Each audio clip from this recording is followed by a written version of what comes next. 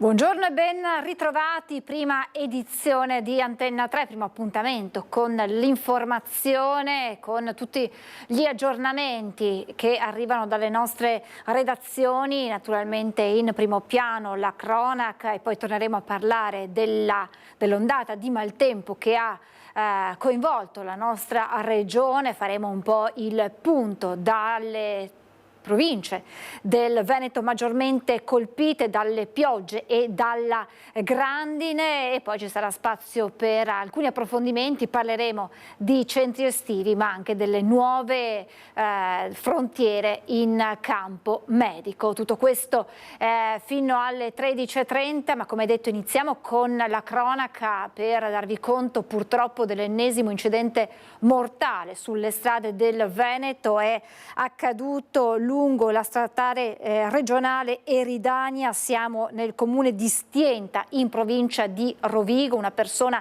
ha perso la vita e un'altra è rimasta ferita nello scontro tra un'auto e un autocarro per cause ancora da chiarire. Sul posto, oltre ai sanitari del SUEM e ai vigili del fuoco, anche i carabinieri che stanno ricostruendo la dinamica del sinistro. Nell'impatto è morto il conducente dell'auto, mentre un passeggero, come detto, è rimasto ferito ed è stato trasportato all'ospedale di Ferrara.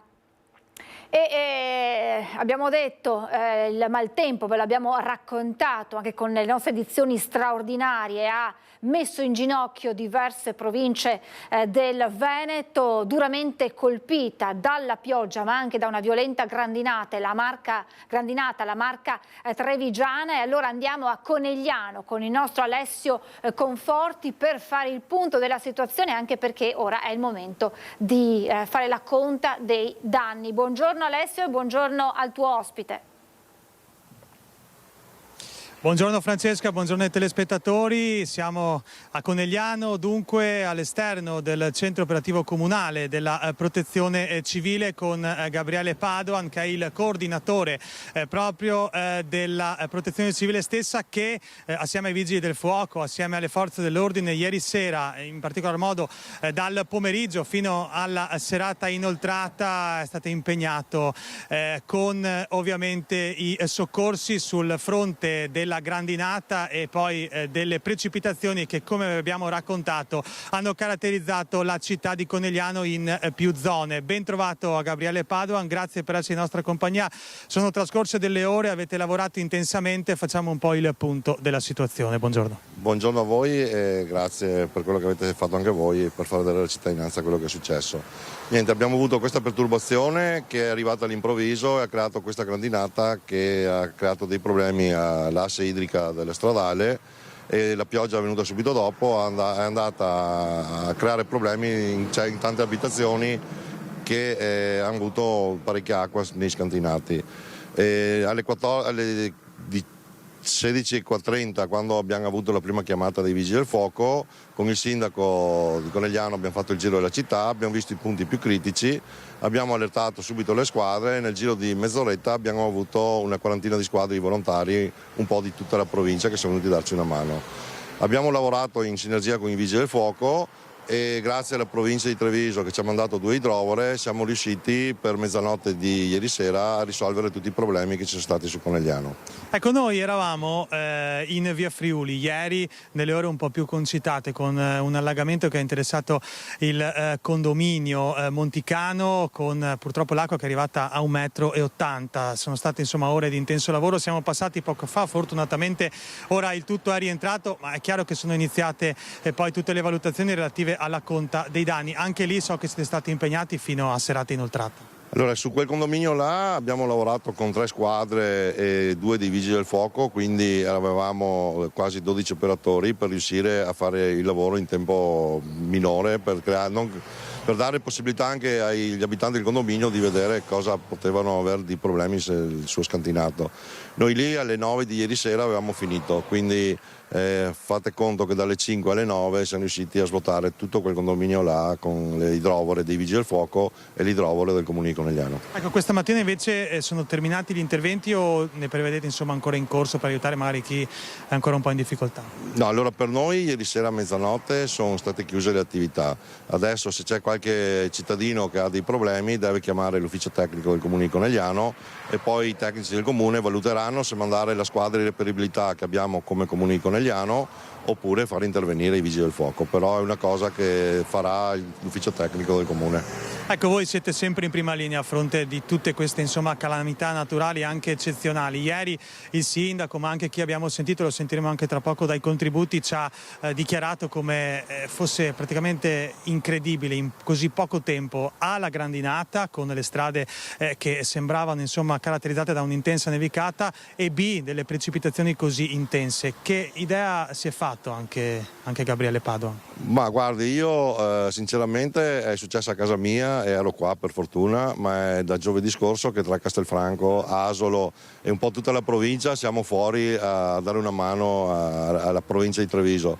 È una cosa indescrivibile perché arriva in poco tempo, scarica tanta acqua in poco tempo e come è arrivata sparisce, come oggi abbiamo già il sole e siamo con le strade asciutte e con le case che speriamo in poco tempo riescano a asciugare anche quel minimo di acqua che gli è rimasto. Effettivamente anche la temperatura si sta avvicinando più all'estate fortunatamente. Un'ultima battuta, voi complessivamente quanti uomini avete a disposizione? Allora, solo su Conegliano come protezione civile siamo una quarantina di volontari, distribuiti in 2 associazioni che è i Carabinieri in Congedo, Cavalieri delle Lettere e poi una piccola associazione che è cresciuta in questi anni che è la Sinistra Piave.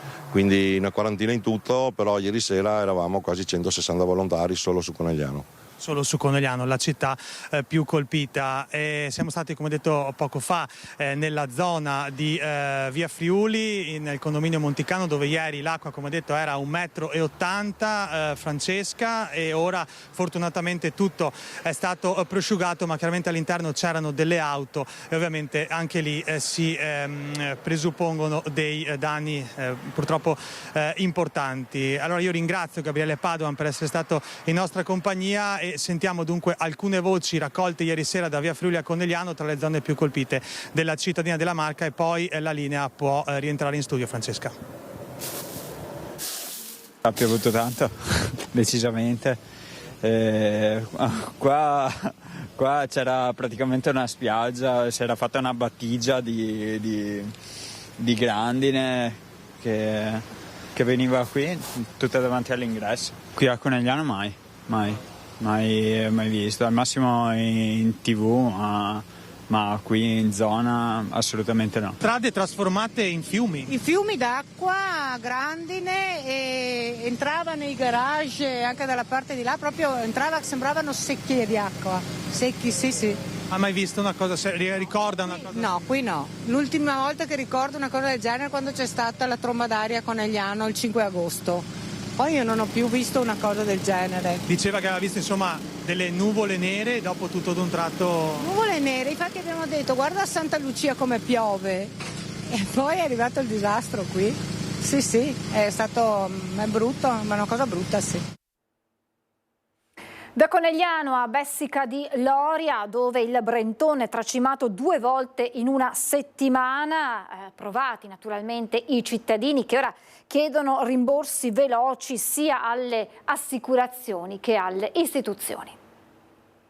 Almeno speriamo in quello, perché sennò veramente noi non sappiamo proprio a chi rivolgerci, perché comunque io per esempio sono assicurato, però l'assicuratore mi ha detto subito che calamità naturali non copre, quindi dobbiamo rivolgerci a altri enti e sperare, poi sappiamo che le vie sono lunghe. Carmine è insegnante elementare a Riese Pio X, ma vive a Bessica, la frazione di Loria che nell'arco di 5 giorni è stata invasa 2 volte dalle acque del Brenton, la prima con effetti devastanti sugli scantinati. Io praticamente ho perso tutto quasi, scatoloni di libri, materiale per la scuola, ho perso tutto e tra l'altro la moto nuova, 6 mesi in garage, 2,5 m, andata. Io che sono statale, che porto avanti la famiglia, comunque devo far fronte tutto sulle mie spalle. Nel frattempo devo comunque adeguarmi a quello che è la situazione attuale. Ma la storia di Carmine è quella di tanti in questa parte di Bessica, tra via Cantoni di Sopra e via Montecristallo. Sonia ha una fioreria sott'acqua, la scorsa settimana le è finito il magazzino. Qua è stato un danno molto importante per tutti, sacrifici di vita andati in fumo. Cosa avete perso? Lei cosa ha perso? Io ho un magazzino di una fioreria, di un negozio. Quindi tutto da buttare? Tutto da buttare. È assicurata, speriamo bene, insomma, vediamo cosa succede. La seconda tracimazione del Brenton ha sommerso il paese, ma ha trovato quasi 2000 sacchi a protezione delle case. Qui si continua a pulire e sperare. Ieri abbiamo messo i sacchi di sabbia qua, abbiamo fatto la barriera, abbiamo salvato gli scantinati, però tutto quanto è andato su per i campi là e ci siamo salvati per miracolo, diciamo. Abbiamo fatto il prima possibile che siamo salvati noi. Abbiamo suggerito a tutti i cittadini di fare delle piccole relazioni e di trasmetterle anche con rilievi fotografici ai nostri uffici e quindi speriamo poi ci siano dei fondi da ridistribuire a chi ha avuto i danni maggiori, insomma. Cosa hai visto, papà? Tanta pioggia. E la conta dei danni è iniziata anche ad Asolo. A dare la dimensione dell'emergenza è il vice sindaco. Sono 1000 le persone che hanno avuto danni, spiega.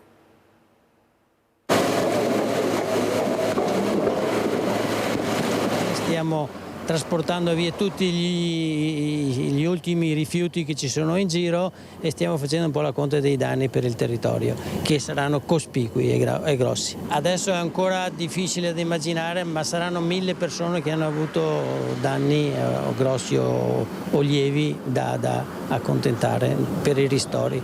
1000 tra persone e aziende? Sì, 1000 tra persone e aziende. Fissa un numero il vice sindaco di Asolo, Franco Dalla Rosa, numero che dà una dimensione dell'emergenza vissuta negli ultimi giorni con un territorio ferito. Villa d'Asolo, Pagnano, la zona del Casonetto, questo l'asse interessato lungo il quale uomini e mezzi hanno operato senza soluzione di continuità. Contarina fin dal primo mattino ha smaltito ramaglie e oggetti da buttare con servizi speciali. Noi abbiamo dato il consiglio di documentare tutto sia fotograficamente sia con una lista scritta con la mano o a penna e dopo viene trasferito il tutto agli uffici nostri comunali che provvederanno a fare una lista dei danni che ci sono stati. Nell'Asolano ha piovuto anche nelle scorse ore con il Muson dei Sassi, oggetto di continui interventi. Uomini e ruspe sono in azione e operano anche in alveo. Queste sono del genio, sono giorni che stanno lavorando continuamente e stanno ripulendo il fiume dai detriti che si sono accumulati dentro, perché l'erosione della sponda ha riportato dentro sull'alveo parecchi metri, diciamo molti metri cubi di ghiaia, di terra, eccetera. Il Muson non concede tregua?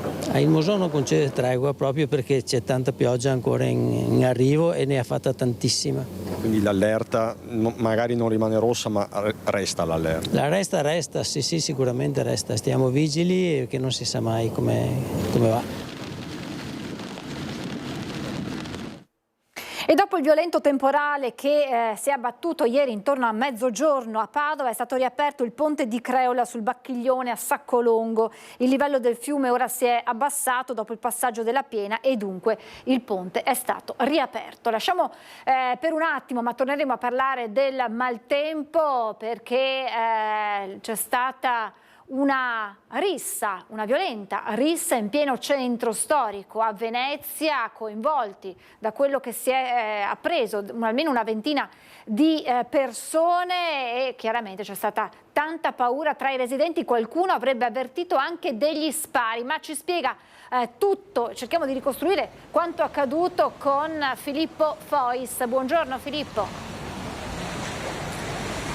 Buongiorno a tutti i telespettatori di Antena 3, buongiorno a te Francesca. Dunque noi prendiamo la linea da Cannareggio, questo è il Rio di Cannareggio che è un rio trafficatissimo di Venezia e la violenta rissa di cui parlavi si è verificata proprio in questa zona vicino al Ponte dei Tre Archi che è alle mie spalle attorno all'una di notte, siamo nella notte tra martedì e mercoledì, circa 20 persone secondo quelle che sono le testimonianze dei residenti. Tutte di origine straniera, se le sono date di santa ragione, armati anche di bastoni. A un certo punto si sono uditi alcuni spari, i carabinieri che poi sono intervenuti hanno rinvenuto dei bossoli di una scacciacani e fin qua ci sono le notizie. Oggi chiaramente non si parla d'altro qui, ma in realtà i testimoni di questo fatto sono veramente molto pochi, c'è un grosso passaparola perché c'è una certa preoccupazione. Allora noi qua ci troviamo in una fondamenta che si è letteralmente riempita di locali negli ultimi 15 anni. È una fondamenta che è parallela a quella degli Ormesini e della Misericordia, che viceversa è uno dei centri storici della movida veneziana. Una parte di questo movimento si è spostata anche in questa direzione e ci dicevano alcuni degli esercenti più vecchi, di quelli che sono qui da più tempo, da prima che avvenisse questa trasformazione, che ultimamente si vede parecchio spaccio in giro anche nelle ore del pomeriggio. E quindi c'è una certa preoccupazione sul fatto che la frequentazione di quest'area possa peggiorare. Finora le zone di spazio, per così dire, conosciute sono quelle di Campo Santa Margherita, di Campo Santi Apostoli e del mercato vecchio di Rialto, almeno secondo quello che si dice, però ultimamente sembrerebbe che la situazione stia peggiorando anche in quest'area e sicuramente quello che è accaduto la notte tra martedì e mercoledì, benché ancora avvolto nel giallo su chi fossero i protagonisti, non è un buon segnale perché probabilmente molti pensano qui che si trattasse di qualche cosa che ha a che fare con lo spaccio di stupefacenti. Francesca. No, Filippo, naturalmente se dovessero esserci aggiornamenti, dovessero arrivare ulteriori chiarimenti su questa vicenda, chiedici la linea. Poi questa sera nel corso dei nostri telegiornali ricostruiremo quanto accaduto anche con le voci di chi li abita. Continuiamo con la cronaca. Buoni carburante della polizia rivenduti. Si è concluso il processo, è stato condannato l'ex poliziotto accusato di averli fatti sparire e rivenduti. Si è concluso il processo sulla vicenda della sparizione dei buoni e schede carburante dall'autocentro di polizia per il Triveneto, condannato per i reati di peculato e di estorsione a 4 anni e 2 mesi di carcere e a una multa di 3.500 euro Enrico Ferraretto, ex poliziotto della questura di Padova, protagonista di questa vicenda. L'ex assistente capo era accusato di essersi intascato tra il 2015 e il 2017 quasi 382.000 euro di tessere elettroniche e buoni carburante destinati all'autocentro della Polizia di Stato, buoni che poi lui rivendeva. Il Tribunale Collegiale di Padova ha emesso anche altre 2 condanne, una 53enne e suo ex marito, accusati entrambi di tentata estorsione. Dovranno scontare 2 anni e 4 mesi, oltre a pagare una multa di 1.700 euro. Vicenda incredibile, quella accaduta ad Onara di Tombolo, siamo in provincia di Padova, dove un papà è riuscito a bloccare un maniaco che da qualche settimana si aggirava vicino alla scuola compiendo atti di autoerotismo.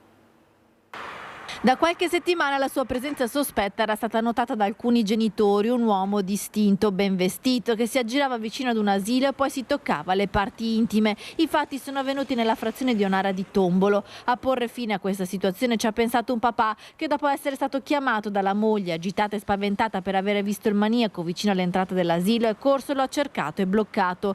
L'uomo, un 50enne, arrivava quasi tutti i giorni con la sua auto grigia all'orario di apertura dell'asilo nido e iniziava a compiere atti osceni di autoerotismo. Il 31enne papà lo ha bloccato con i pantaloni già calati. Immediatamente ha chiamato i carabinieri che sono arrivati e hanno portato in caserma il 50enne che è stato denunciato. Incidente ieri sera in via Brandolo a Chioggia per un'auto finita contro il guardrail, la cui barriera di copertura di legno è penetrata nell'abitacolo. Lo vedete nelle immagini dei vigili del fuoco, davvero immagini incredibili per la dinamica. 2 le persone ferite, le squadre dei vigili del fuoco accorse dal distaccamento di Chioggia e da Padova con l'autogru hanno messo in sicurezza i mezzi ed estratto le 2 persone che sono state prese in cura dal personale del SUEM. I 2 feriti sono stati stabilizzati e trasferiti in ospedale con un codice di media gravità. I carabinieri hanno deviato il traffico ed eseguito i rilievi di legge. Le operazioni sono terminate intorno all'1:30. La Corte d'Assise di Udine ha condannato all'ergastolo Giuseppe Walter Pitteri per l'omicidio della moglie nella loro abitazione di San Stino di Livenza. L'accusa aveva chiesto 26 anni. Giuseppe Walter Pitteri è stato condannato all'ergastolo per l'omicidio della moglie Cinzia Luison nella loro casa di San Stino di Livenza. I fatti risalgono al 6 dicembre 2022. Al termine di 3 ore di consiglio, la Corte d'Assise di Udine ha riconosciuto l'ex autista CTV colpevole di aver provocato la morte della donna dopo averla colpita violentemente con una bottiglia. La pubblica accusa aveva chiesto una condanna a 26 anni, 22 per l'omicidio, 4 per maltrattamenti, commessi sin dal 2000 con abituali condotte di prevaricazione psicologica e fisica. La moglie era stata sottoposta ad un regime di vita tormentato e intollerabile fino all'ultima aggressione che ne aveva determinato la morte. I giudici hanno anche stabilito una provvisionale di 100.000 euro per ciascuna delle 2 figlie della coppia. Il terremoto giudiziario che ha travolto l'ex AD della Fondazione Milano Cortina, Vincenzo Novari e altri 2 dirigenti, non influenzerà l'andamento dei lavori per le Olimpiadi. Le rassicurazioni arrivano dal Ministero delle Infrastrutture. Il ruolo operativo è in capo alla società Simico. Intanto a Cortina il sindaco apre un canale di comunicazione sul futuro dello sliding center.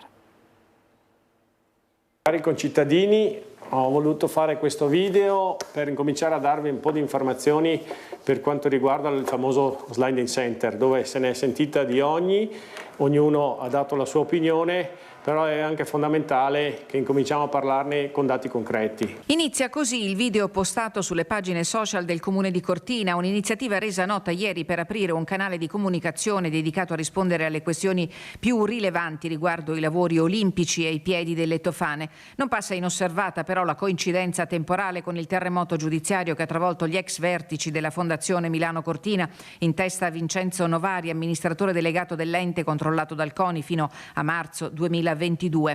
La Procura di Milano indaga per corruzione e turbata libertà d'incanto. Queste le ipotesi di reato contro lo stesso Novari, l'ex dirigente Massimiliano Zucco e l'imprenditore Luca Tommasini in relazione alle gare per l'appalto dei servizi digitali della Fondazione. Preoccupazione è il comune denominatore delle reazioni delle forze di opposizione, fiducia nella magistratura e disponibilità nel fornire tutte le carte. I commenti del presidente della Fondazione Malagò e del ministro allo sport. La Fondazione deve essere ed è una casa di vetro, ha detto Andrea Abodi. L'andamento dei lavori è salvo, si apprende dal Ministero delle Infrastrutture, perché il ruolo operativo è in capo a Simico e dunque dalla sede municipale Gianluca Lorenzi non perde tempo e spiega in un video di 5 minuti il futuro dello sliding center in costruzione, sostenibile e non inquinante, con percorso coperto da vegetazione. Insomma, un fiore all'occhiello. Grazie agli sforzi della Regione Veneto siamo riusciti a mettere a terra un accordo di programma per far sì che si faccia insieme un programma di gestione e di valorizzazione di quello che sarà lo sliding center, sia da un punto di vista di gestione, quindi agonistica, in maniera tale da garantire al nostro sliding center una continuità della struttura. L'obiettivo è far diventare Cortina non solo sede delle gare mondiali, ma di mettere a disposizione la pista per gli allenamenti delle squadre austriache, svizzere e tedesche. Si lavora anche per la gestione con un piano di legacy che possa sfruttare gli investimenti del governo per oltre 14 milioni di euro. Nulla è al caso, stiamo lavorando alacremente per far sì che tutte le risposte e ci siano quanto più possibile certezze. Non siamo assolutamente degli sprovveduti, stiamo considerando tutto e devo dire insomma che prossimamente sicuramente avremo notizie ancora migliori. Abbiamo visto prima la situazione del maltempo nella Marca Trevigiana, adesso andiamo nel Vicentino, a Montegalda per l'esattezza, dove la situazione degli allagamenti sta rientrando dopo la paura per la piena del Bacchiglione. Fiume Bacchiglione che ha fatto paura fino a ieri sera. Questa strada provinciale che collega Montegalda con Montegaldella è stata chiusa perché allagata appunto fino a ieri. Siamo in compagnia del sindaco Andrea Nardin, sindaco di Montegalda. Ad oggi la situazione è rientrata? Fortunatamente sì, grande apprensione per circa 24 ore dal momento in cui è scattata l'allerta rossa fino a quando finalmente siamo riusciti a liberare la strada che unisce Montegalda a Montegaldella. Un periodo di sofferenza ancora più grave perché si è sommato a una sofferenza che era già avvenuta qualche giorno prima, quindi la necessità di mobilitare un alto numero di volontari appunto per monitorare questa situazione molto pericolosa per l'abitato e che si è concretizzata fortunatamente semplicemente nell'allagamento della strada provinciale e poi nel successivo riequilibrio e quindi riapertura della strada stessa. Che poi qui su Montegalda incide un problema sul Bacchiglione perché arriva la piena dopo 8 ore rispetto a Vicenza e confluiscono diversi fiumi, tra cui anche il Tesina e il Retrone. Sì, noi siamo comunque al crocevia di 3 importanti assi idraulici che sono sia quello del Bacchiglione, che fortunatamente viene limitato dal bacino di Caldogno, e poi anche del Retrone e del Tesina. Purtroppo sia il Retrone che il Tesina non hanno bacini di laminazione attivi e quindi non si riescono a governare come il Bacchiglione, tant'è che anche nell'ultima emergenza il Bacchiglione si è sostanzialmente stabilizzato con l'apertura del bacino di Caldogno, mentre sia il Retrone e soprattutto il Tesina hanno continuato ad alzarsi. Questo ha provocato la chiusura sia di questo importante asse viario del ponte di Montegalda, sia anche la chiusura del ponte a Torre di Quartesolo. Lei prima mi faceva un riscontro emotivo, cioè il Bacchiglione qui fa paura perché arriva a livello strada. Sì, noi abbiamo un delta di livello di circa 6 metri dalla situazione abituale del Bacchiglione a quando il Bacchiglione è pieno. Siamo arrivati anche a 6,80 metri e veramente era impressionante vedere questo muro d'acqua che sfiorava quello che sono i limiti superiori degli argini. Confidiamo sempre che gli argini tengono e per questo ritengo sia importante ancora una volta sottolineare la manutenzione degli argini, sia per quanto riguarda l'assetto esteriore, quindi degli argini stessi, ma anche per quanto riguarda la manutenzione dei fiumi, con tutta la necessità di rimuovere gli schianti e gli alberi morti che potrebbero provocare quegli intasamenti che tanto problematici sono stati nell'Alto Vicentino. Ultima cosa, quindi si chiedono bacini di laminazione sia per il Retrone sia per il Tesina? Bacini di laminazione, ma io riterrei altrettanto importanti la manutenzione dell'alveo dei fiumi, quindi rimuovere tutti quelli che sono gli alberi morti e il consolidamento delle sponde ove ci fossero difficoltà. Ma manutenzione dei fiumi credo sia altrettanto importante dei bacini di laminazione, perché si sono rilevati problematici i tappi creati, abbiamo visto anche nei bacini di laminazione, da questi numerosi detriti che sono stati riportati. Ecco, quindi al momento la situazione è rientrata, abbiamo visto il fiume Bacchiglione, il ponte riaperto. Io ringrazio il nostro ospite Andrea Nardin. E adesso il nostro viaggio nel bacino di laminazione di Caldogno che ha di fatto salvato la città di Vicenza.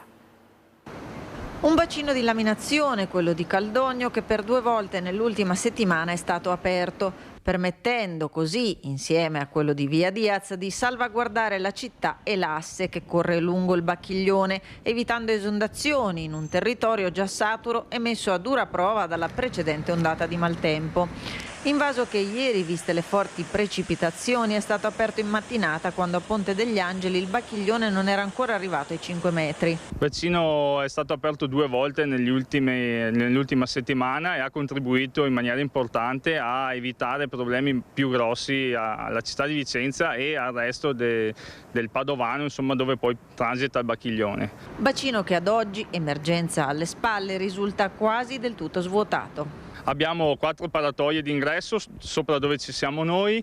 E il Genio Civile, attraverso indicazioni della Regione, dà l'ordine di aprire e, come possiamo vedere, in questa fase invece il bacino è chiuso e si sta svuotando proprio perché la piena è passata, l'emergenza sta rientrando e quindi c'è stata la possibilità di svuotare la vasca e renderla pronta per la prossima evenienza. Nell'ultima circostanza sembra abbia laminato meglio rispetto alla prima, perché è stata fatta nello scorso weekend un'importante opera di pulizia della zona d'ingresso, sono stati rimossi tutti gli alberi, le ramaglie che erano arrivate dalla prima importante piena, e quindi sembra che questo abbia contribuito in maniera importante a laminare più acqua e più velocemente. Intanto il centro funzionale decentrato della Regione del Veneto indica fino alla mezzanotte di giovedì 23 maggio per la città di Vicenza lo stato di attenzione livello giallo per criticità idraulica e idrogeologica. Il tempo rimane perturbato e instabile con probabili rovesci e temporali sparsi. Super lavoro per Contarina per raccogliere i rifiuti nei comuni alluvionati, e intanto arriva un'innovazione all'interno degli ecocentri con nuove strutture per una raccolta differenziata efficace. Abbiamo aiutato anche in Emilia Romagna, per cui a maggior ragione adesso che li abbiamo in casa i problemi siamo a buon punto, adesso si sta pulendo, ritorniamo anche per quelli che sono messi fuori in una fase successiva, i primi sono stati già riportati via. Operazione riuscita, tutti i rifiuti sono stati raccolti nelle zone alluvionate del Trevigiano da una decina di mezzi messi a disposizione da Contarina, ma i successi dell'azienda non si limitano alla raccolta dei rifiuti nelle zone colpite dal nubifragio. In accordo con il Consiglio di Bacino a Priula è stato presentato un ambizioso progetto di rinnovamento per gli ecocentri. 8 di queste strutture, che integrano la raccolta porta a porta, saranno riprogettate per rispondere alle esigenze del territorio, con spazi più ampi per accogliere in tempi brevi più utenti. Velocizzare il conferimento, per cui sono molto più ampi, contengono molto più utenti, dividono il traffico dei conferitori dai operatori che poi svuotano i cassoni, in modo da creare sicurezza. Ci sono i parcheggi delle auto e c'è lo spazio dove i cittadini utenti si possono muovere. Il nuovo ecocentro di Carbonera sarà uno dei primi esempi di questa innovazione. A seguire saranno operativi quelli di Castelfranco, Fonte, Paese, Pederobba, Spresiano, Susegana e Treviso. Il costo medio per il rinnovo di un ecocentro è di 1.800.000 euro. Per migliorare bisogna investire, bisogna creare nuovi modelli di organizzazione. Anche gli ecocentri hanno bisogno di passare di generazioni progettuali, di cambiare il modo di servire l'utenza, dando più possibilità di prima, in tempi più brevi e in maniera più adatta. I senati accademici dello UAV di Ca' Foscari hanno condannato le atrocità commesse nella guerra a Gaza. Troppo poco però per gli studenti universitari che da giorni occupano entrambi gli atenei e chiedono la cessazione di rapporti con diversi enti israeliani. Assemblea permanente per la Palestina libera nella sede dei Tolentini dello UAV, l'Istituto Universitario di Architettura di Venezia, rettorato occupato nella sede centrale dell'Università di Ca' Foscari. Gli studenti chiedono la fine degli accordi con aziende implicate con la produzione di armi e legate allo sterminio del popolo palestinese e con le università israeliane che appoggiano l'invasione della Palestina. A Ca' Foscari, dove da 10 giorni gli studenti dormono in tenda organizzando assemblee, convegni, laboratori e seminari, sono da poco passate le 15 quando la rettrice Tiziana Lipiello scende in cortile al termine di oltre 5 ore di seduta del Senato accademico che ha analizzato le collaborazioni tra l'Ateneo ed enti pubblici e privati israeliani. Il Senato di Ca' Foscari, profondamente turbato dal protrarsi dei crimini di guerra contro la popolazione civile nella striscia di Gaza, torna a invocare l'immediato cessate il fuoco e la ripresa del dialogo tra le parti. Lipiello annuncia agli studenti che dalla mappatura delle collaborazioni di Ca' Foscari con Israele non sono emerse collaborazioni che si prestano ad usi militari. Respingendo la logica di un boicottaggio accademico indiscriminato. Il Senato ribadisce l'importanza di continuare a garantire la libera cooperazione tra ricercatori e ricercatrici.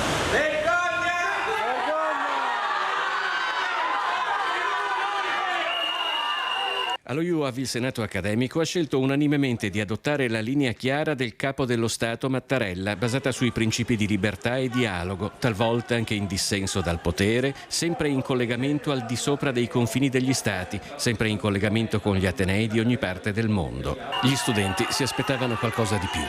Che Foscari, la rettrice lascia l'assemblea, ma il dibattito prosegue. Siamo rimasti delusi e amareggiati come rappresentanti degli studenti di senato accademico per il fatto che la governance ha risposto con un muro inossidabile rispetto alle richieste trasversali che venivano fatte. Si è deciso di non votare nessuno dei punti dell'appello che era stato portato sul tavolo da rappresentanti degli studenti, dei dottorandi, del PTA, dei ricercatori e dei docenti.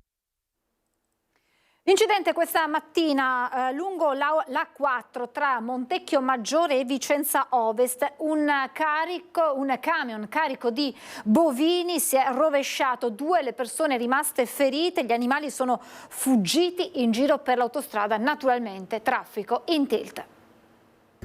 Mucche in fuga in autostrada. Manca qualche minuto alle 7 del mattino quando sulla 4 tra Montecchio Maggiore e Vicenza Ovest un auto articolato carico di bovini si rovescia su un fianco. 2 persone restano ferite, alcuni animali purtroppo muoiono, altri scappano sull'autostrada. Qualche automobilista di passaggio lancia l'allarme. I vigili del fuoco accorrono da Arzignano e Vicenza. Arrivati sul posto aiutano i 2 autisti del tir, rimasti leggermente feriti, a venire fuori dalla cabina per poi consegnarli alle cure dei medici e degli infermieri del SUEM 118. L'auto articolato, che era carico di 50 bovini, viene messo in sicurezza dai pompieri. Nell'incidente alcuni animali non sopravvivono, altri restano feriti, altri ancora rimangono bloccati, ma ci sono alcune mucche che spaventate iniziano a correre per l'autostrada e allora vanno fermate. Per questo intervengono anche alcuni veterinari assieme al personale ausiliario dell'autostrada e alla polizia stradale. Il recupero degli animali prosegue per parte della mattinata, una situazione inusuale per un incidente la cui dinamica deve essere accertata dalle autorità competenti. Adesso ci fermiamo per qualche minuto di pubblicità, tra poco.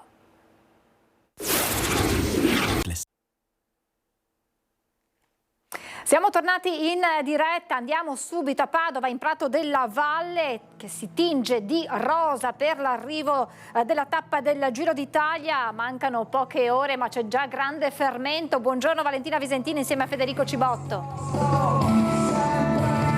Buongiorno Francesca, noi siamo proprio sotto il traguardo dove intorno alle 17:30 di oggi arriveranno i ciclisti protagonisti della 18ª tappa del Giro d'Italia, una tappa che dovrebbe partire intorno all'1 da Fiera di Primiero, una tappa in discesa per velocisti dopo la tappa di montagna di ieri con un dislivello di 5.000 metri, quest'oggi invece l'unico punto un po' in salita nel Trevigiano, a Ca del Poggio, con una breve salita ma con un'importante pendenza per arrivare poi alla volata finale qui in Prato della Valle a Padova. Per descrivervi meglio questi 178 chilometri di tappa c'è il collega Andrea Pistore del Corriere della Sera. Che tappa sarà oggi e chi sono i favoriti? Diciamo che sulla carta dovrebbe essere una frazione dedicata alle ruote veloci, quindi sprinter.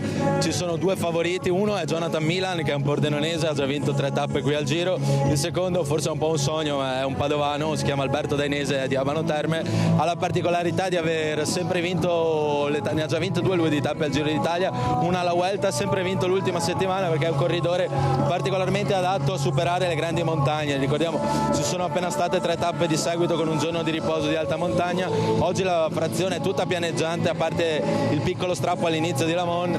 Se il meteo dovesse consentire, cioè se il meteo darà tregua dovrebbe esserci una volata, potrebbe essere una giornata di fughe se il maltempo condizionasse l'ultima parte di corsa. Ed è proprio così perché pare che sia prevista pioggia proprio nel momento in cui i ciclisti dovrebbero fare il loro ingresso nella provincia di Padova, toccando Noventa Padovana, Saonara, Legnaro, Ponte San Nicolò, per poi arrivare da quel punto lì che adesso Federico Cibotto vi sta inquadrando, perché è questo il tratto finale, lo sprint finale che percorreranno i ciclisti. Intanto, come vedete sempre dalle immagini, il Prato della Valle si sta riempiendo bando di tanti appassionati con i cappellini rosa che sono venuti qui a vedere chi volete vedere oggi, chi è il campione che volete vedere? Mila, anche Ganna a dire il vero mi piacerebbe vedere, perché mi piace Ganna, è un grandissimo velocista, mi piacerebbe vederlo qua Ganna. E come vedete è una grande giornata di festa, io vi lascio con le parole dell'assessore Diego Bonavina e con questa bellissima atmosfera che si respira in Prato della Valle. Bello, stamattina si respira un'aria frizzante, veramente bella. Noi siamo in giro da stanotte praticamente per capire come funziona, ma c'è un'organizzazione incredibile, veramente polizia locale fantastici, tutti quelli che si sono adoperati e bello, si vede tanta gente che comincia già a sieparsi lungo il percorso, Padova si veste di rosa. 24 anni attesi bene, dai, devo dire la verità. Il Giro d'Italia è un'organizzazione fantastica, è un colosso e Padova doveva farsi trovare pronta. Devo dire che con tutti gli scongiuri del caso mi sembra proprio che siamo allineati, bravissimi, veramente bravissimi, tutto lo staff che si è occupato del Giro d'Italia. Stamattina sono state addobbate le rotonde da parte con fiori, rosa, tutti a tema, poi tutta la transennatura, tutta la cartellonistica, bravissimo, veramente. Da sportivo ha un auspicio, fa il tifo per qualcuno oggi in particolare? Devo dire che per la prima volta in vita mia faccio il tifo perché sia una giornata di festa meravigliosa, poi una piccola preferenza ce l'avrei per Dainese chiaramente perché insomma è il nostro corridore e quindi vincere a Padova sarebbe una ciliegina meravigliosa, però voglio dire 24 anni fa doveva stravincere Cipollini e ha vinto 40, quindi vediamo. La festa rosa a Padova, ma il Giro d'Italia toccherà anche la Marca trevigiana e vi Peccato non racconteremo. arrivi anche quest'anno. Peccato, no, si è già Simone Fregonese, il mio ospite, buongiorno. Peccato che non arrivi il Giro. Ma è sempre una festa bellissima. È sempre una grande festa, ma insomma ci sarà sicuramente una folla di persone. Sì. Tornerà assolutamente, tornerà anche a Treviso. Ricordiamo le partenze che c'erano state dal centro negli anni scorsi, sono sempre state una grande festa della Carovana Rosa. Anticipata la presentazione di Simone Fregonese, che voi conoscete per il suo impegno nello sport trevigiano, ma è qui oggi in rappresentanza della cooperativa Comunica, perché dobbiamo fare il punto. Fregonese si avvicina l'estate, manca ormai poco al suono dell'ultima campanella, tra l'altro potrebbero esserci anche delle elezioni che finiscono prima in vista delle europee che combaciano proprio con la conclusione dell'anno scolastico, ma al di là di questo insomma è tempo per le famiglie di orientarsi tra le tante proposte per quanto riguardano i centri estivi. E prima chiacchierando lei mi faceva proprio un confronto su quella che era la situazione pre-Covid e la situazione dopo il Covid, che ha cambiato tutto il panorama dei centri estivi. Perché cosa è successo? Sì, adesso siamo nel momento in cui tutti i genitori aspettano il lunedì dopo la fine delle scuole, perché arriva il momento in cui sistemare i ragazzi, e ci sono i centri estivi, sempre stati un fiore all'occhiello di Comunica dal 2002, che gestisce i centri estivi in maniera molto massiccia in tutta la provincia di Treviso e anche fuori. Ci sono molti cambiamenti rispetto al pre-Covid, rispetto al passato, proprio nel settore estivo, nel settore dei centri estivi. Primo dato importantissimo, il calo demografico, il calo delle nascite. Non è solo una cosa che si sente dire in televisione, ma poi si ripercuote appunto in queste attività e in queste offerte, perché ci sono meno bambini e quindi c'è meno esigenza, pur restando inalterate l'offerta e la struttura eccetera del centro estivo.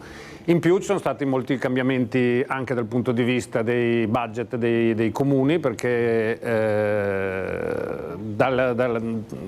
dall'istituzione centrale, dallo Stato, arrivano sempre meno risorse e i comuni devono fare delle scelte. Si è andati da un periodo in cui i comuni mettevano a disposizione una grande somma che andava a sommarsi al lavoro delle cooperative o di chi vinceva i bandi per i centri estivi, e quindi calmierava un po' i prezzi per quanto riguarda le famiglie. Adesso non tutti i comuni possono permettersi di questi esborsi, queste sovvenzioni per le famiglie, oppure lo fanno solo per determinate fasce di popolazione più debole, oppure investono su altre cose sempre legate ai giovani, sulla scuola, su altre attività, perché si sono rarefatte, si sono ridotte molto le risorse. Questo ha portato ovviamente, dovendo mantenere ad esempio noi come cooperativa un certo standard dal punto di vista della formazione, dal punto di vista anche della retribuzione dei ragazzi che lavorano sotto il sole per ore ed ore, ma soprattutto per la sicurezza. Insomma, abbiamo grandi responsabilità e di certo non possiamo permetterci di affidare a gente improvvisata la gestione del centro estivo. Di conseguenza i costi, ad esempio le mense sono passate ma ce ne accorgiamo anche andando a mangiare al ristorante o al bar di quanto siano aumentati i prezzi, però quando i prezzi quasi raddoppiano ovviamente poi vanno a influire sul prezzo finale. Noi stiamo cercando ovviamente di trovare mille soluzioni per uscire con offerte allettanti per le famiglie, anche perché dobbiamo intercettare questo bisogno assoluto che hanno le famiglie di sistemare i ragazzi. Quello che è bello è che noi non proponiamo centri estivi come Cooperativa Comunica di parcheggio, dove metti lì il bambino, lo vai a prendere dopo 8 ore e intanto hai lavorato, ma l'importante è che stia lì, ma cerchiamo di fare tante cose, tante attività creative e formative per i ragazzi che devono divertirsi ma anche essere impegnati. Ecco, mettiamo in ordine tutti i vari elementi che lei ha messo sul tavolo. Iniziamo dalla nota dolente delle rette, cioè di quello che si paga, di quanto sono aumentate rispetto all'anno scorso. Lei prima parlava delle mense, che è solamente una delle tante voci che vanno però poi a è una voce molto esemplificativa, perché per esempio tanti genitori avranno a che fare anche con le mense scolastiche, si è visto come i prezzi siano praticamente raddoppiati rispetto a pochissimi. Quindi mediamente quanto si paga una settimana in un centro estivo? Una settimana di centro estivo può andare, nella migliore delle ipotesi, sui 90 euro fino ai 120 euro. Ovviamente le offerte sono molto, abbiamo cercato anche di dilazionarle. Per esempio abbiamo il nostro centro estivo fortissimo della Storga, che è un centro estivo naturalistico dove, adesso per riassumervi, i bambini, i ragazzi stanno lì come stare dai nonni in campagna durante l'estate, quindi fanno tanti lavori con le mani, fanno lavori col legno, sono a contatto con la natura, con l'acqua, con tutte le meraviglie che il Parco della Storga può offrire, vivono storie, vivono cose molto particolari. Poi abbiamo dei centri estivi solo in inglese, dove ovviamente la presenza di professionisti o di attività particolari porta a scegliere magari di fare il centro estivo in inglese, quindi c'è un prezzo superiore, però insomma cerchiamo di restare su quegli ambiti lì. Adesso abbiamo attivato anche un bel centro estivo con il Rugby Villorba di fianco al Palaverde, praticamente un centro estivo multisportivo dove ci saranno allenatori di rugby e di altri sport che tutto il giorno faranno giocare i ragazzi. E anche lì abbiamo cercato di mantenere i prezzi molto bassi, li trovate tutti sulle nostre pagine, insomma ci sono varie offerte, poi siamo a Mogliano, siamo a Casale, facciamo dei camp anche residenziali fuori, uno a Caorle dove si dorme fuori nel villaggio San Francesco del gruppo Biasuzzi, un super villaggio 5 stelle, molto bello, anche lì tutto in inglese, e un camp naturalistico invece meraviglioso dove ho mandato anche mio figlio, vicino a Fregone, in una casa cantonale, una casa in mezzo a un bosco dove i ragazzi vivono proprio dentro il bosco, l'atmosfera di una vacanza en plein air. Cioè la ricetta oggi, e ce l'aveva già anticipato l'anno scorso il presidente di Comunica, è quella di diversificare la proposta, sì, puntando su tematiche che appunto rendano quella proposta diversa da altri, in modo che la famiglia possa... il centro estivo classico non esiste più appunto per quello che abbiamo detto prima. Noi lo teniamo tipo a Mogliano, a Silea siamo ancora con dei comuni che credono in questo tipo di centro estivo e quindi ci siamo ancora, siamo a Casiera, a Casale, facciamo tante scuole dell'infanzia per i bambini molto piccoli qui a Treviso con una struttura classica, sempre però improntata a questi temi della natura, dell'utilizzo anche delle mani, dello sporcarsi le mani non solo in senso metaforico che i bambini non fanno più. Abbiamo l'offerta dell'inglese, abbiamo questi camp residenziali di una settimana, uno al mare e uno in montagna, abbiamo il camp naturalistico della Storga, il camp multisportivo con il Villa Orba Rugby, insomma abbiamo Visnadello, abbiamo Cairano San Marco, abbiamo tante proposte che cerchiamo di dare per venire incontro alle esigenze delle famiglie, perché ormai prima ascoltiamo cosa c'è bisogno sul territorio e poi agiamo per l'estate. Proposte diverse,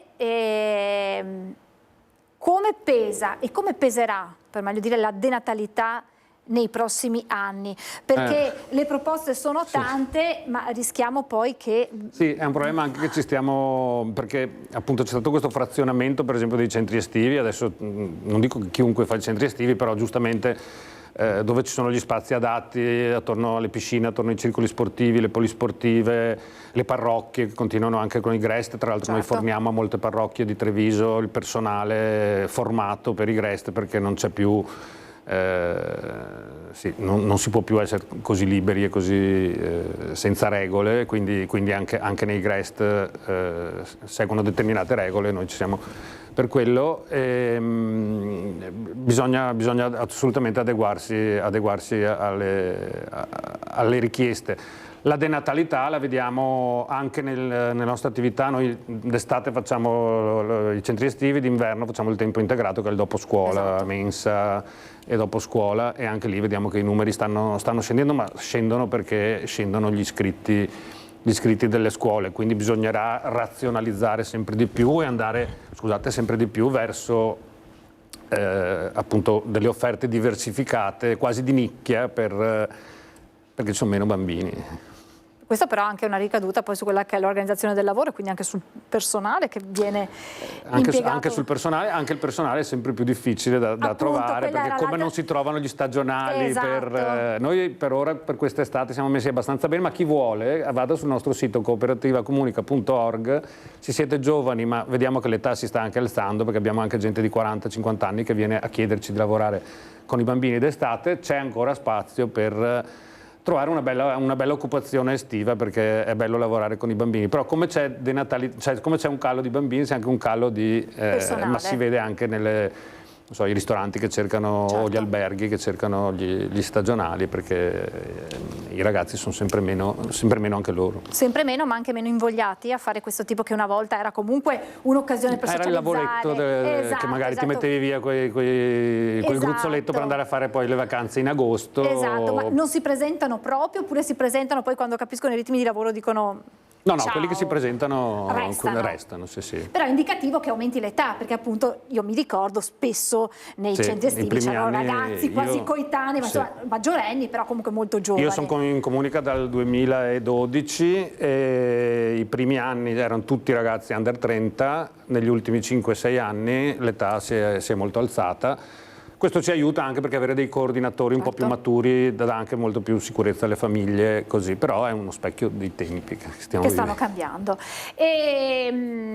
C'era nel panorama di questa collaborazione sempre più difficile tra comuni e appunto chi organizza, c'è anche l'altro aspetto che spesso i comuni chiedono dei rimborsi per delle aree che vengono occupate per i centri estivi. Sì, anche lì purtroppo i comuni non sono messi benissimo, in questo penso che lei abbia spesso a che fare con assessori, sindaci, e quindi devono tirare dove possono le fila di bilanci e di budget sempre più ridotti, e di conseguenza a volte ci troviamo anche a dover affittare spazi nei comuni, però io non darei la croce addosso al singolo comune che deve fare i suoi conti, ma alla situazione in cui versiamo, che è molto diversa da quella di qualche anno fa dal punto di vista delle risorse, e questo si ripercuote, alla fine si ripercuote sul prezzo finale che vai a fare le famiglie, c'è poco da dire. Come si riesce a fronte dei tanti aumenti? Però noi siamo tra quelli meno cari di tutte le offerte, perché tiriamo dappertutto. Ecco appunto, sì. E come si fa a far quadrare i conti senza andare a pesare per fortuna sulle appunto famiglie? Il fatto di avere un personale molto esperto ci consente, rispettando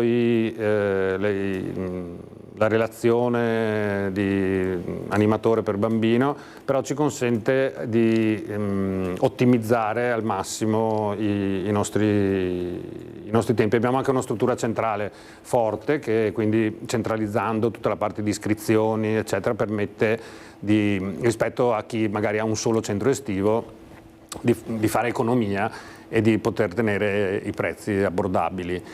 Ovviamente facciamo quello che possiamo, ad esempio in certi centri estivi, un esempio è quello del Villorba Rugby che stiamo attivando e sta avendo molto successo perché l'offerta è interessante, poi le strutture sono belle lì di fianco al Palaverde, inizierà proprio dal lunedì dopo la fine della scuola. Abbiamo eliminato il pranzo, anche alla Storga c'è il pranzo al sacco, perché altrimenti sarebbero stati altri, non so, 40 euro da mettere nel conto complessivo, che moltiplicato, molto spesso i bambini non fanno una settimana sola, ma fanno un mese, certo. Fanno il mese di luglio. Quindi abbiamo cercato di calmierare lì. C'è un piccolo disagio di preparare la merenda ai bambini, però si riesce a tenere prezzi contenuti. Come vanno le iscrizioni? Sono partite un po' sonnacchiose, sono andate benissimo i camp residenziali, quelli, le settimane che facciamo in montagna e al villaggio San Francesco di Caorle, molto bene, sono andati bene i camp più specifici, perché probabilmente la gente si prende per tempo, perché hanno proprio lo specifico interesse di fargli imparare l'inglese, di tenerli impegnati in certe attività, e adesso in questo periodo qua, con l'avvicinarsi della fatidica fine della scuola, si stanno cominciando a muovere molto le iscrizioni dei centri estivi più classici, insomma. Magari le famiglie si guardano in giro per capire anche quella più conveniente. Più conveniente, più vicino a casa, con l'orario migliore. Noi per esempio siamo molto flessibili nell'orario d'ingresso. Nel camp del Rugby Villorba ci hanno chiesto tantissime famiglie di anticipare alle 7:30, allora abbiamo trovato la persona che sta lì mezz'ora ad accogliere i bambini. Cerchiamo appunto di assecondare le richieste delle famiglie, e devo dire che se andate a dare un'occhiata sul nostro sito cooperativacomunica.org, lì trovate tutte le attività estive, ne abbiamo una quindicina adesso attivate, e qualcosa si attiverà anche nei prossimi giorni. Per concludere, tornando al tema iniziale, quello della denatalità, il rischio è che questa denatalità faccia venir meno dei servizi anche per quelle famiglie che ne avrebbero bisogno. Penso al tempo integrato.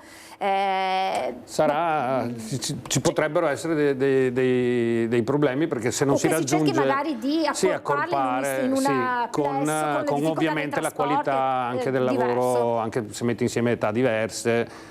Certo. Però per mantenere per mantenere il servizio, perché alla fine gli operatori devono esserci. Certo. Vedremo come va. Vedremo cosa succede. Grazie davvero a Simone Fregonese. Questo è Buona un estate. po' la panoramica dei centri estivi. Insomma, manca davvero poco alla fine della scuola, e dunque per le famiglie che ancora cercano una sistemazione avete capito quante possibilità, quante opzioni ci sono sul tavolo. Grazie davvero Simone Fregonese. Io quasi quasi, se la mia regia è d'accordo, andrei in pubblicità e poi ritornerei con le notizie dal Veneto. A tra poco, pubblicità. Rieccoci in diretta, momenti di paura martedì in una scuola primaria di Arzergrande, dove sono divampate le fiamme da un impianto di areazione, bambini evacuati e scuola chiusa per 2 giorni. L'evacuazione ordinata prima in una classe, poi di tutta la scuola. È da poco passato mezzogiorno quando scatta l'allarme antincendio nella primaria di Vallonga d'Arzergrande. Un impianto di areazione è andato in cortocircuito provocando fumo e fiamme. In pochi minuti le maestre hanno fatto uscire gli alunni in giardino, poi trasferiti in palestra. Nel frattempo, in attesa dei vigili del fuoco con l'estintore, le docenti hanno spento l'incendio. I pompieri sono arrivati e hanno messo in sicurezza l'aula. Sul posto anche il sindaco di Arzergrande, Filippo Lazzarin, che ha intrattenuto i bambini rassicurandoli e cantando con loro delle canzoni fino all'arrivo dei genitori. Le fiamme sono partite dal filtro di areazione di un impianto di un'aula che era stato manutentato regolarmente. Passato il pericolo, il sindaco ha disposto con un'ordinanza la chiusura della scuola per 2 giorni per tutte le verifiche, il ripristino dell'aula e della salubrità degli spazi. E adesso ve l'avevo anticipato in apertura di diretta, parliamo di nuove frontiere per quanto riguarda la sanità, in particolar modo parliamo di fibrillazione atriale con una nuova tecnica in dotazione, in uso all'IRCCS di Negrar, ma ci sono anche il primo utilizzo nei primi pazienti. Capiamo meglio di che cosa si tratta con il mio ospite. Ringrazio, buongiorno, dottor Giulio Molon, direttore dell'unità operativa complessa di cardiologia dell'IRCCS di Negrar. Buongiorno dottore, ben ritrovato. Buongiorno a lei. Allora, iniziamo facendo un passo indietro, se me lo consente, dottore, per capire che cos'è, per spiegare al nostro pubblico che cosa si intende per fibrillazione atriale e quanto è diffusa tra la popolazione. Sì, la fibrillazione atriale è un'aritmia molto diffusa, sicuramente la più diffusa tra quelle che siamo chiamati a trattare. È un'aritmia che fa andare il cuore molto veloce, in maniera disordinata, creando dei problemi legati alla carenza di contrattilità che si associa all'aritmia e al rischio di formazione di coaguli, di trombi all'interno del cuore, con rischio di tromboembolia che si esplica prevalentemente a livello cerebrale e quindi con rischio di ictus. Quindi è un'aritmia che può avere delle conseguenze importanti. Ed è particolarmente diffusa come patologia tra la popolazione? Sicuramente credo che in Italia si possano stimare poco meno di 1 milione di persone, intorno alle 800-900 mila persone che ne siano affette. Ecco, questa nuova metodologia, questa nuova tecnica che rientra nell'ambito degli interventi mini-invasivi, come funziona? Noi stiamo parlando di elettroporazione o PFA. Come funziona, dottore? Cioè, cerchiamo di spiegare in modo semplice ai nostri telespettatori, che non sono sicuramente, molti non sono medici, in che cosa consiste e come si differenzia dalle tecniche prima utilizzate per questo tipo di patologia.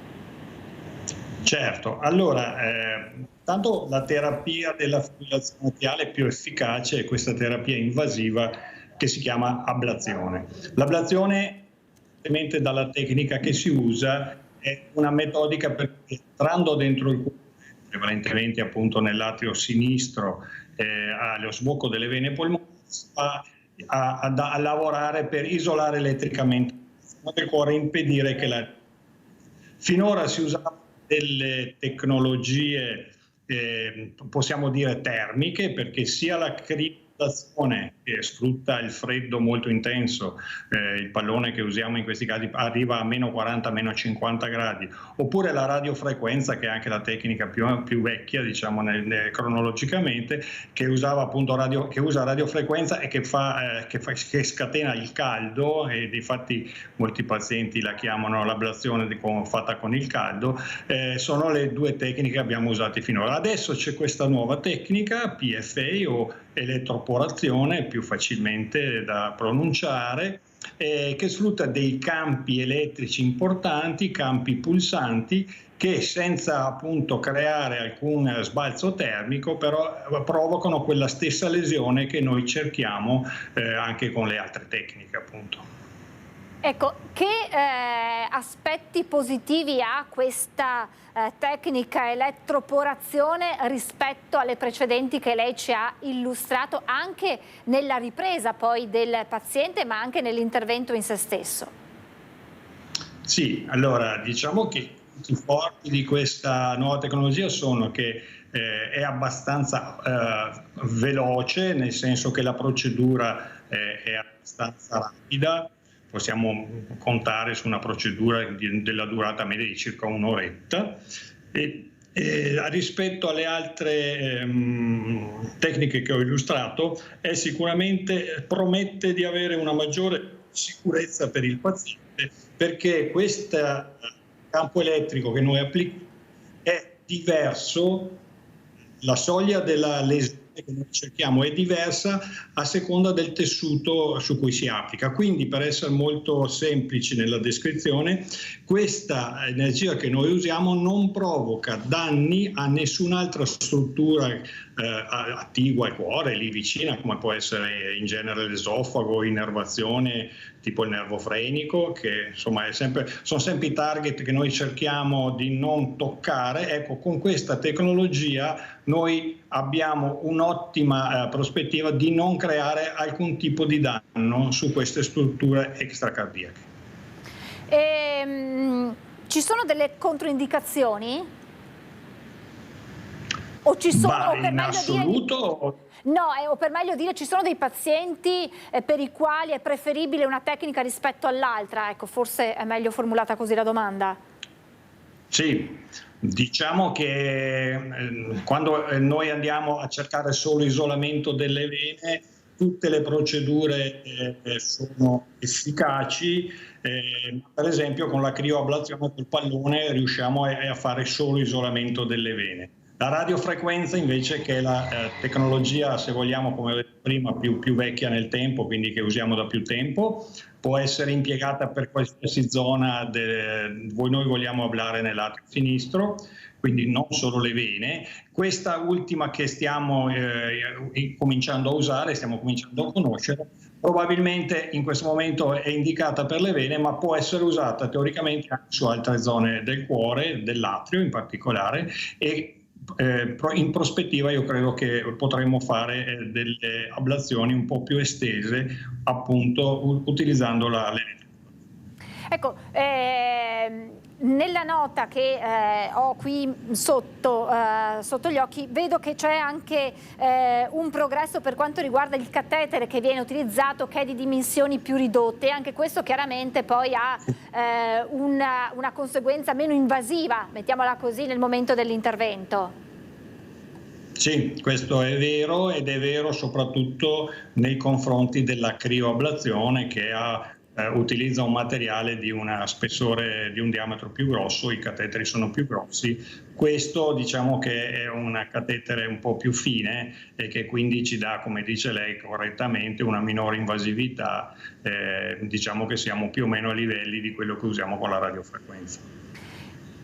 Domanda da inesperta: sono interventi risolutivi? La sua domanda è correttissima. Quello che c'è da dire è che noi miglioriamo molto le tecnologie, miglioriamo molto la nostra capacità di intervenire su questi cuori. Quello che fa la grossa differenza poi è diciamo, la base da cui partiamo, il paziente che ci troviamo di fronte, il tipo di aritmia che ha. Quindi sono molto efficaci, possiamo aspettarsi percentuali di successo molto elevate. Se però per lei risolutiva intendo è che tutti i pazienti non avranno mai più fibrillazione atriale, no, ci sono ancora delle recidive, e credo che nonostante le nuove tecnologie, le nuove modalità delle recidive di fibrillazione atriale continueremo ad averle, sperabilmente sempre meno continueremo. C'è una percentuale di queste recidive, dottore? Diciamo che su un cuore che non ha cardiopatia organica importante ed è in cui la fibrillazione atriale è ancora bassa, come la definiamo noi, cioè una fibrillazione atriale che compare ma magari scompare da sola o comunque dura poco, possiamo pensare di arrivare anche all'80% di probabilità di successo, e quindi le recidive sono limitate a un 20% dei pazienti. In casi più impegnativi possiamo arrivare a percentuali più alte di recidive. Quanti pazienti hanno potuto provare questa nuova tecnica, dottore?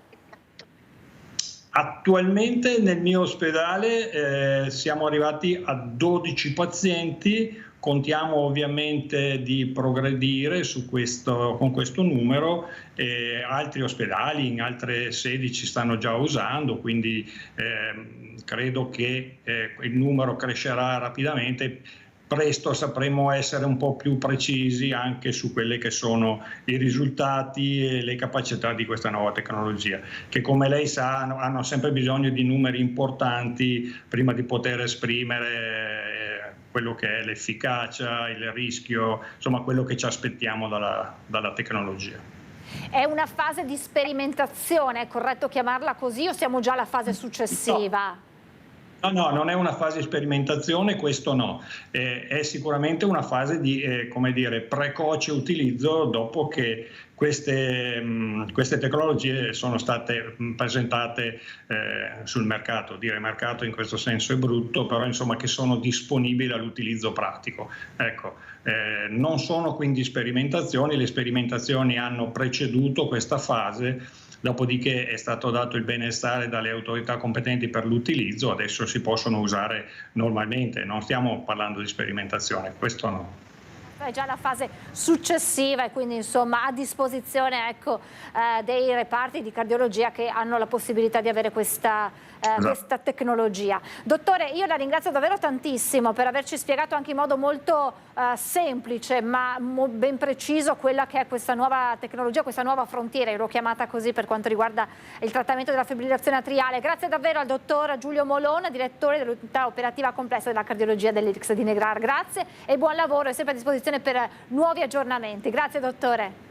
Grazie a lei, buon lavoro. Grazie davvero, e questo insomma era un importante strumento ora in mano ai cardiologi per affrontare questa patologia. Lo avete sentito che ha un impatto e una diffusione molto molto importante tra la nostra popolazione. Torniamo alle notizie con la politica. Decine di interrogazioni alla giunta regionale aspettano risposta da mesi, se non addirittura da anni. La denuncia arriva dal capogruppo del Movimento 5 Stelle Erika Baldin, che ricorda anche come secondo regolamento il tempo massimo deve essere di 20 giorni. Oggi mi sono trovata costretta per l'ennesima volta a sollecitare il Presidente del Consiglio regionale proprio per chiedergli di intervenire presso la Giunta regionale per rispondere alle interrogazioni di noi consiglieri regionali. Nonostante l'articolo 111, comma 3 del regolamento consiliare imponga alla Giunta di rispondere entro 20 giorni dalla trasmissione dell'atto, in Regione Veneto ci sono 38 interrogazioni a risposta scritta ancora in attesa di essere trattate. La più vecchia risale a quasi 3 anni e mezzo fa, gennaio 2021, in piena pandemia.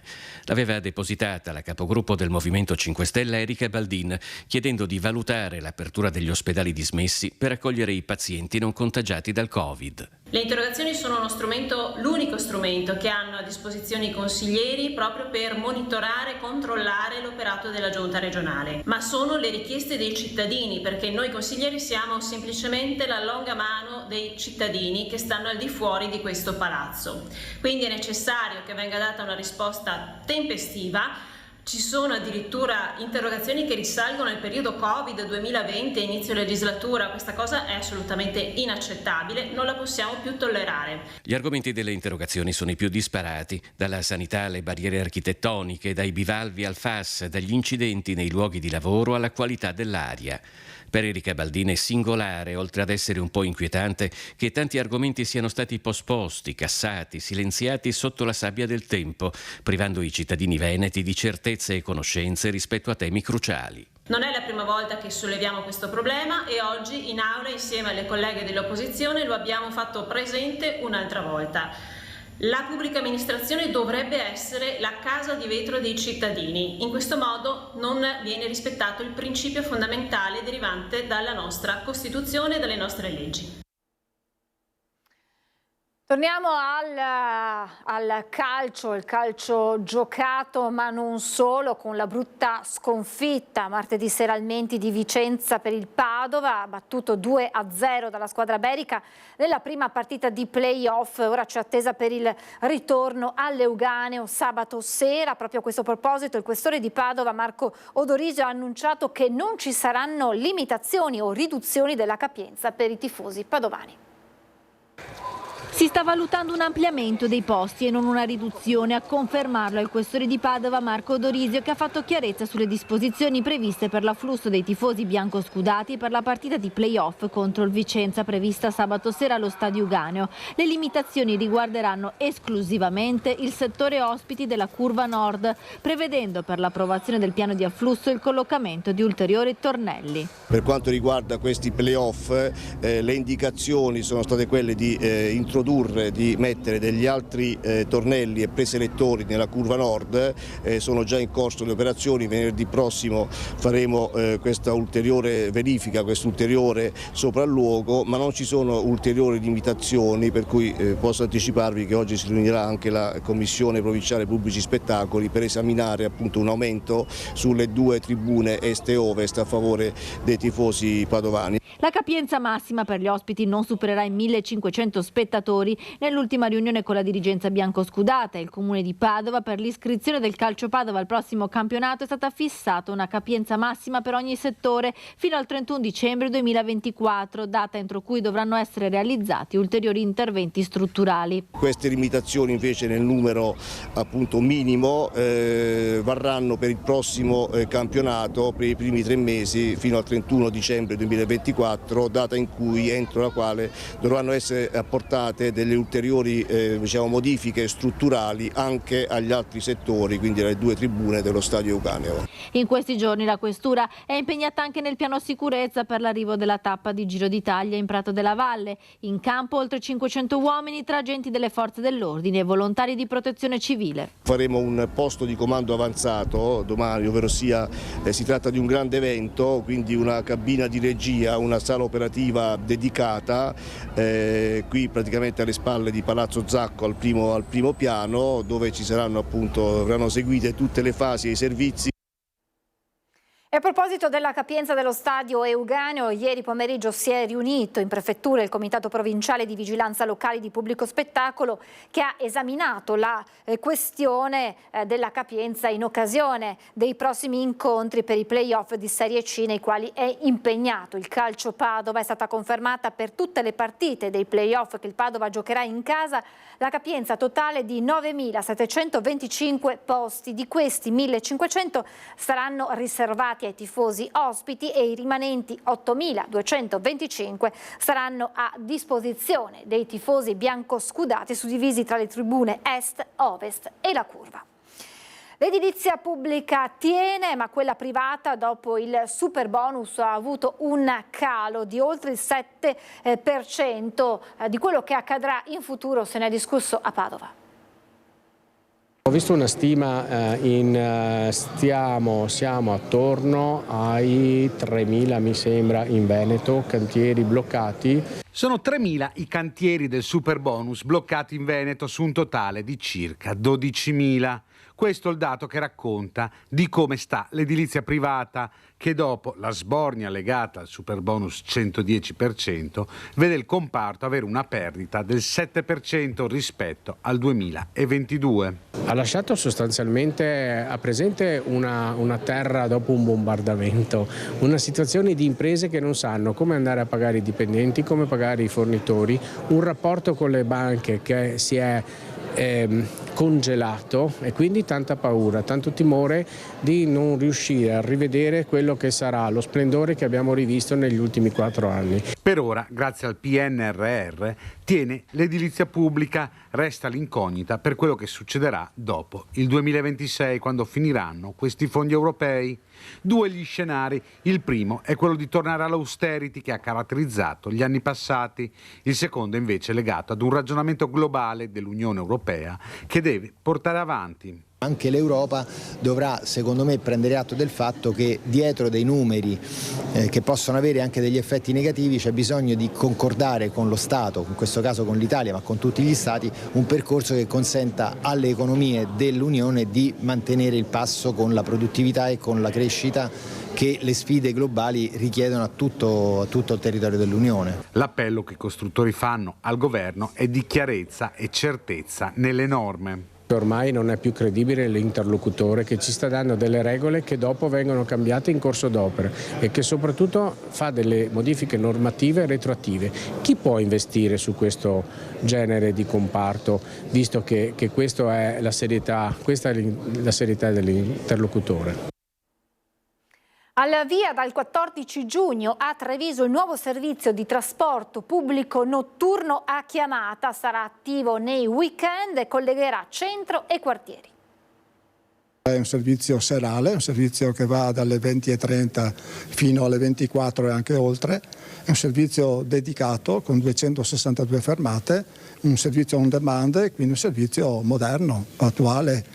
È con questo spirito che a Treviso dal 14 giugno al 7 settembre dalle ore 20:30 a mezzanotte sarà attivo MOM+, il servizio sperimentale di trasporto pubblico on demand, attivo nelle sere d'estate di venerdì e sabato. Le sperimentazioni che noi abbiamo intenzione di fare è a Treviso per quanto riguarda la parte serale, a Villorba per quanto riguarda le ore di morbida durante il servizio e a Vittorio Veneto la stessa identica cosa.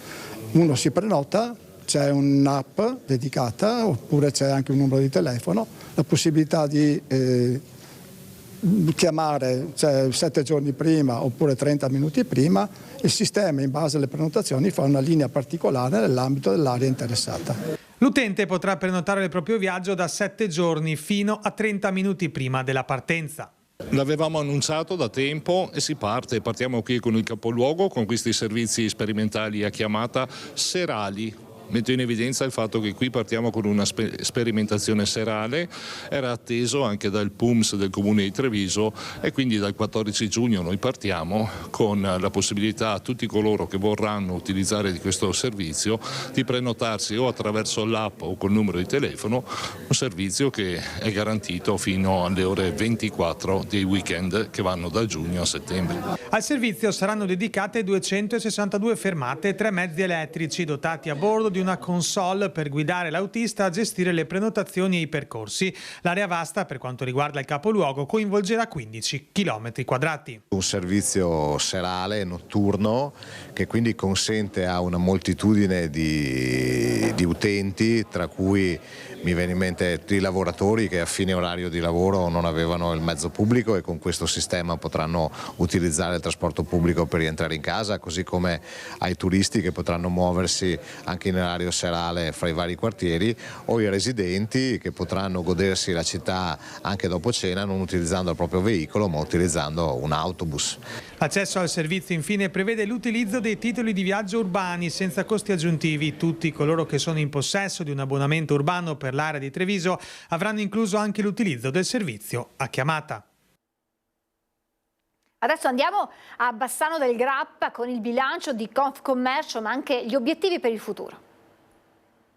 Un comparto in crescita che si è scrollato di dosso il ricordo del Covid e che guarda al futuro con l'ottimismo di un presente che vede l'impegno di tanti giovani imprenditori, la nascita di start-up, il consolidamento delle aziende storiche e l'idea di rivitalizzare il centro di Bassano. L'assemblea sociale di Confcommercio ha tracciato e approvato un bilancio positivo, rinforzando i binari su cui la locomotiva del turismo e della rete intercomunale deve correre veloce. I punti focali per noi sono la burocrazia, la rete e il turismo. Quando noi diciamo rete vogliamo che finalmente tutte le amministrazioni comunali prossime abbiano la possibilità di lavorare insieme per portare avanti degli obiettivi comuni.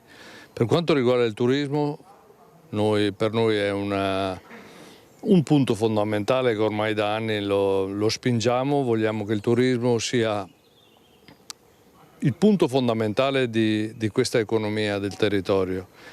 Ma deve essere accompagnato da una burocrazia che non ci uccide. Stiamo sviluppando nuove idee per quello che mi riguarda, in particolare legate al turismo, che come sappiamo lo consideriamo una leva fondamentale per l'economia e per le nostre attività. C'è un'apertura verso nuove forme, una ricerca appunto di un nuovo tipo di vendita, di un nuovo tipo di commercio e quindi l'integrazione tra la generazione, diciamo quella passata tra virgolette o comunque di esperienza, forse è meglio definirla così, con le nuove generazioni, con queste idee nuove, con queste dinamiche. Obiettivo principale resta ridare vita alle attività del centro storico, troppe le oltre 120 vetrine buie in città. Non è bello vedere il centro storico che sia un po' desertificato. Abbiamo preparato alcuni progetti, li stiamo proponendo alle amministrazioni. Al via i lavori per il ripristino e la messa in sicurezza della pista ciclabile del percorso della memoria a Quarto d'Altino.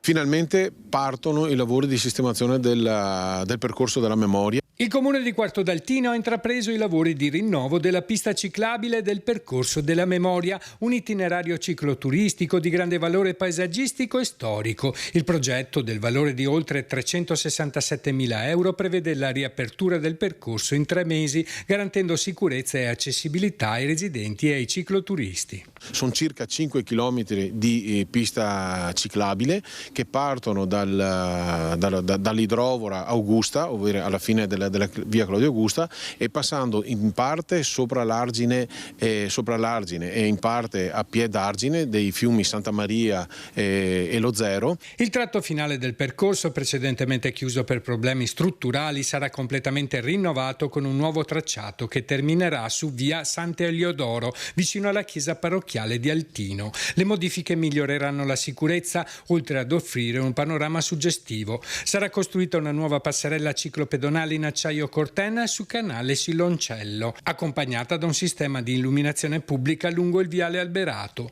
In aggiunta, il percorso subirà un allargamento e una sistemazione della pavimentazione lungo l'argine sinistro del fiume Zero, eliminando irregolarità e migliorando l'esperienza complessiva dei ciclisti. I cittadini so che hanno aspettato tanto, però sappiamo bene quanto la pubblica amministrazione con i tempi di realizzazione delle opere sia complessa.